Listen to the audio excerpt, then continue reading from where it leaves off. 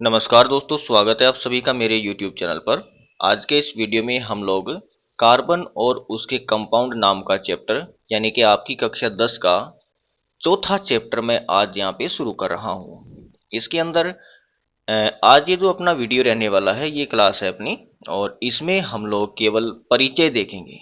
किसी भी चैप्टर का परिचय का मतलब ये होता है कि पूरे चैप्टर में जो जो चीजें हम लोग काम में लेने वाले हैं उनको जान लें। तो इस चैप्टर के अंदर हम लोग मेनली तो कार्बन की बात करेंगे, और कार्बन के अलावा हाइड्रोजन, नाइट्रोजन, ऑक्सीजन, इन सब चीजों के बारे में भी हम लोग जानेंगे। जो जो एलिमेंट्स यहाँ पे काम में आएंगे उन सब का हम लोग आज के इस वीडियो में जिक्र कर लेंगे, ताकि आगे जब हम लोग इनके विषय में बात करें तो आपको कंफ्यूजन ना हो कि कौन सा तत्व कितने बंद बना रहा है, किसकी कितनी संयोजकता है, क्या उसकी प्रॉपर्टीज हैं, वो सारी चीजें हम आज ही बात कर लें। ठीक है, चलिए शुरू करते हैं। सबसे पहले तो कार्बन के विषय में बात कर रहे हैं हम लोग, तो चलिए कार्बन को ही की ही शुरुआत कर लेते हैं, क्योंकि चैप्टर का नाम है कार्बन और उसके यौगिक। तो कार्बन के बारे में सब कुछ जानना हमारे लिए बहुत ज़्यादा ज़रूरी हो जाता है। तो चलिए कार्बन से ही शुरू कर लेते हैं। उसके बाद में नाइट्रोजन को भी हम लोग देखेंगे, हाइड्रोजन को भी देखेंगे, ऑक्सीजन को भी, है ना, और फ्लोरीन, क्लोरीन, ब्रोमीन, है ना, आयोडीन, इन सब के बारे में भी डिटेल में बात करेंगे, सल्फर वगैरह है ना। और इनके बारे में इतनी ज्यादा डिटेल नहीं देखेंगे जितनी कार्बन की देखेंगे। ठीक है, चलिए शुरू करते हैं। कार्बन जो होता है ये एक प्राकृतिक तत्व है। प्राकृतिक, प्राकृतिक ना, ये तय ढंग से मंडा नहीं, मैं दोबारा मानता हूं। ये एक प्राकृतिक तत्व है।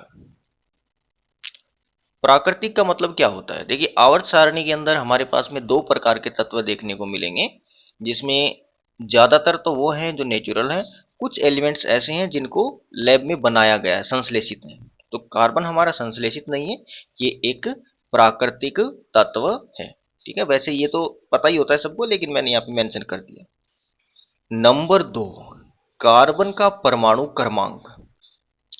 कार्बन का परमाणु क्रमांक होता है 6। अब यहां पे देखिए डिटेलिंग शुरू कर रहा हूं मैं। कार्बन का परमाणु क्रमांक होता है 6। इसका मतलब ये होता है कि कार्बन के नाभिक में प्रोटॉन की संख्या हमारे पास में 6 है। ठीक है ना। किसी भी तत्व का परमाणु क्रमांक का मतलब ये होता है कि उस तत्व के नाभिक में प्रोटॉन की संख्या उतनी ही है। जैसे यहाँ पे कार्बन का परमाणु क्रमांक 6 है, तो इसके नाभिक में प्रोटॉन की संख्या भी 6 है। ठीक है। अभी ये उदासीन है। उदासीन का मतलब इसके ऊपर ना तो कोई धनात्मक आवेश है, ना ही कोई ऋणात्मक आवेश है। अगर कोई तत्व ना धनात्मक है ना ऋणात्मक है, यानी कि उदासीन है, तो जितने प्रोटॉन होते हैं उतनी ही संख्या में इसके अंदर होंगे इलेक्ट्रॉन। माने प्रोटॉन और इलेक्ट्रॉन की संख्या दोनों बराबर होगी, और यहाँ पे 6 होते हैं। ठीक है। कार्बन एक प्राकृतिक तत्व है जिसका परमाणु क्रमांक 6 होता है। 6 परमाणु क्रमांक होने का मतलब ये होता है कि इसके नाभिक में प्रोटॉन की संख्या 6 है, और क्योंकि ये उदासीन है इसलिए इसके अंदर इलेक्ट्रॉन की संख्या भी यहाँ पे 6 है। 6 प्रोटॉन 6 इलेक्ट्रॉन एक दूसरे को उदासीन, न्यूट्रल करके, उदासीन करके पूरे के पूरे तत्व को ही यहाँ पे उदासीन बना देते हैं। ठीक है, ये हो गया इसका परमाणु क्रमांक। अब अगला इंपॉर्टेंट पॉइंट आता है इसका इलेक्ट्रॉनिक विन्यास। इलेक्ट्रॉनिक विन्यास की बात करें, इलेक्ट्रॉनिक कॉन्फ़िगरेशन की अगर हम लोग बात करें, तो इसका आप याद रख लेना सीधे सीधे 1s2, 2s2 और 2p2। ये आप डायरेक्ट याद रख लेना। वैसे इसका पूरा का पूरा एक कॉन्सेप्ट होता है भरने का, वो आप कक्षा 11 में सीखोगे। ठीक है ना। और फिर भी आपको अगर सीखना ही है तो अपना दूसरा वीडियो है, उसके अंदर कक्षा 11 वालों को मैंने समझाया हुआ है, उसको देख के सीख लेना। ठीक है, इसको आप डायरेक्ट याद रखना। यहाँ पे आप देख रहे हो 1s2, 2s2, 2p6। ये जो सबसे बाहर है इसको बोलते हैं संयोजकता कोष। क्या बोलते हैं इसको? इसको बोलते हैं संयोजकता,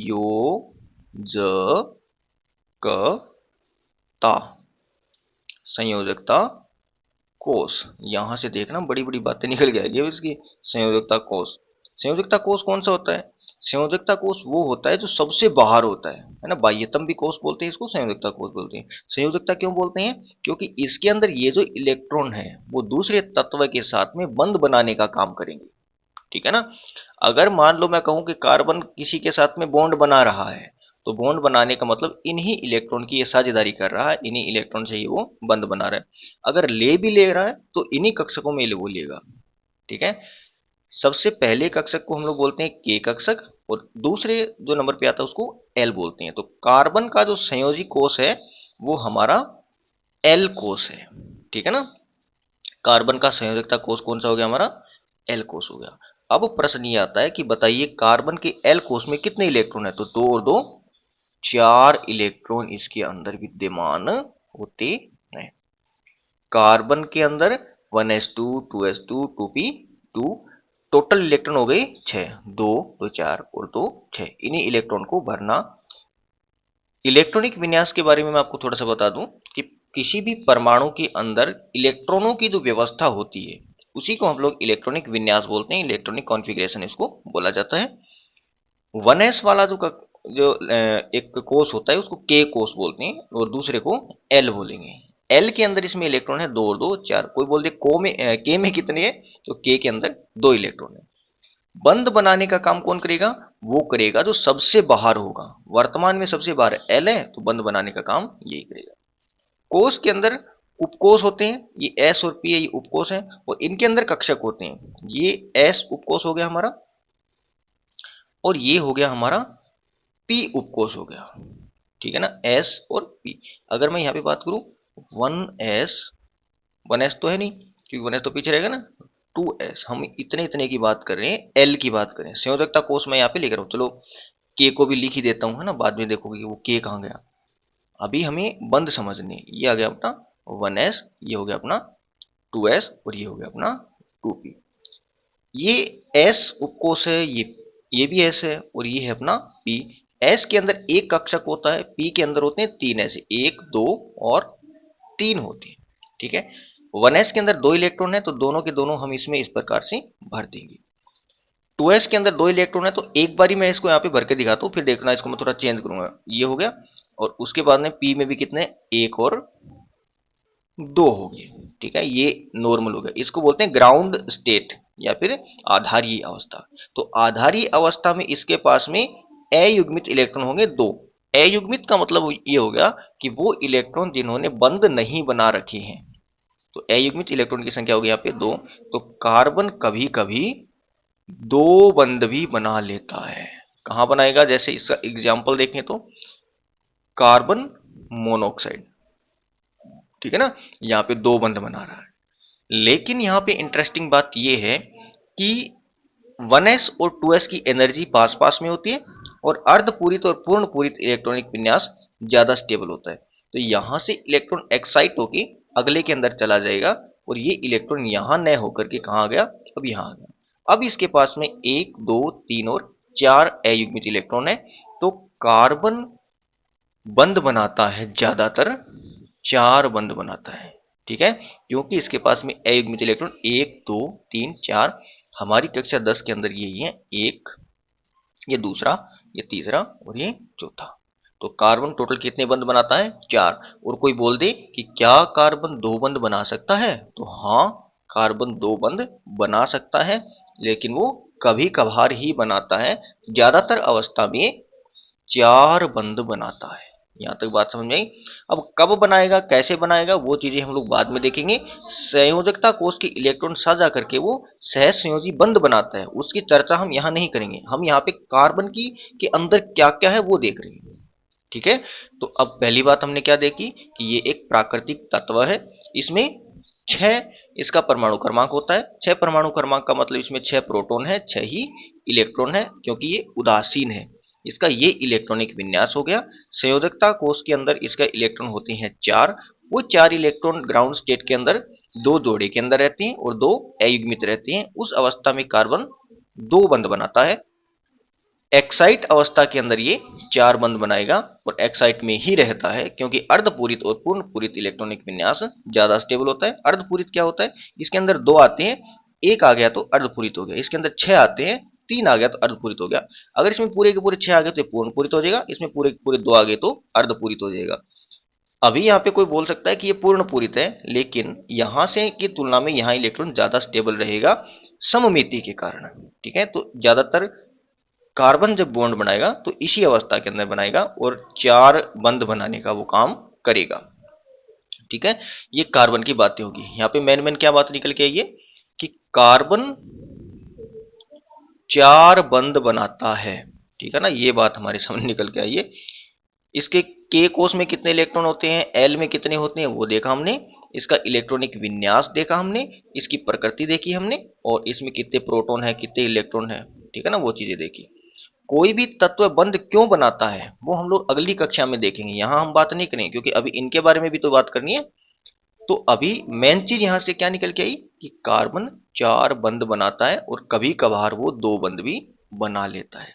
ठीक है, इनको मैं आपको डायरेक्ट बता देता हूं क्योंकि ये चैप्टर के सहायक हैं। मेन तो इसी की बात हो रही है ना। अगर इनके विषय में कोई डिटेल आई भी तो हम लोग बाद में देख लेंगे जहां पे इसकी बात आएगी। इनकी तो डिटेल जरूरी थी क्योंकि चैप्टर का नाम ही इसी के आधार पर है, तो कार्बन की बात हम लोग करेंगे ज्यादा से ज्यादा। तो चलिए अब इनके बारे में बात कर लें। अब इनको थोड़ा अलग रंग से लिख देते हैं क्योंकि कार्बन इंपॉर्टेंट है, इसलिए इसको हमने थोड़ा स्पेशल दिखा दिया है ना।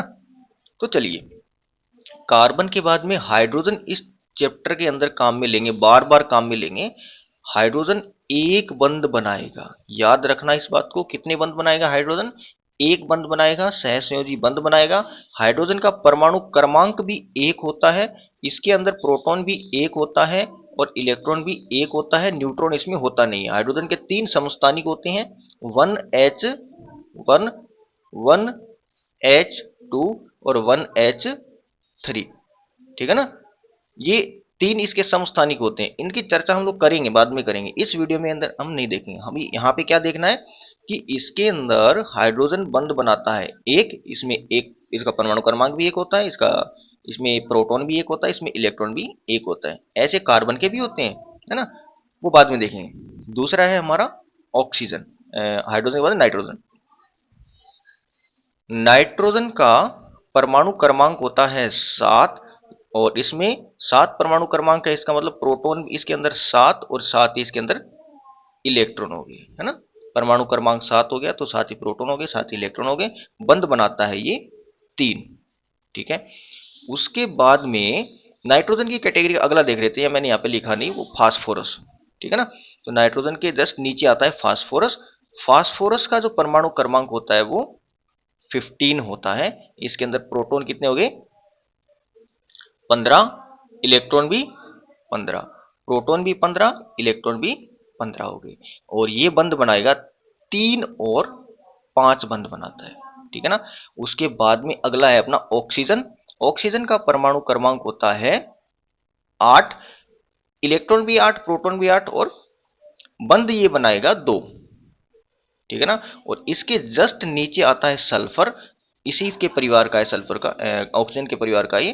इसका परमाणु क्रमांक होता है 16 और ये बंध बनाएगा 2, 4 और कभी कभी ये 6 बंध भी बनाता है। 2 भी बनाएगा, 4 भी बनाएगा, 6 बनाएगा। कैसे बनाएगा ये कक्षा 11 में सीखोगे आप लोग। फिर अगली बारी आ गई अपनी फ्लोरीन की। Fluorine, chlorine, bromine, iodine. ठीक है ना, fluorine, chlorine, bromine, iodine. Fluorine बंध बनाएगा 1, ये बंध बनाएगा 1, 3, 5 और 7। ठीक है ना, इनका याद रख लेना डायरेक्ट। ये एक बॉन्ड बनाएगा, ये 1, 3, 5 और 7 बंध बनाता है। ठीक है, इनमें से केवल हम लोग यहाँ पे ज्यादातर इसी को काम में लेंगे, क्लोरीन को। ठीक है ना, तो ये कार्बन की डिटेल हो गई और ये इसके सहायकों की डिटेल हो गई। इनके बारे में अगर और कोई चीज आती भी है हमारे सिलेबस के अंदर तो उस समय देखेंगे जहां पे मेन टॉपिक हमारा चल रहा होगा। ये कार्बन का परिचय देने के लिए मैंने ये पहला वीडियो बनाया है। आई होप इस वीडियो से आपको ये तो जानकारी हो गई होगी कि कार्बन के भीतर क्या क्या चीजें होती है।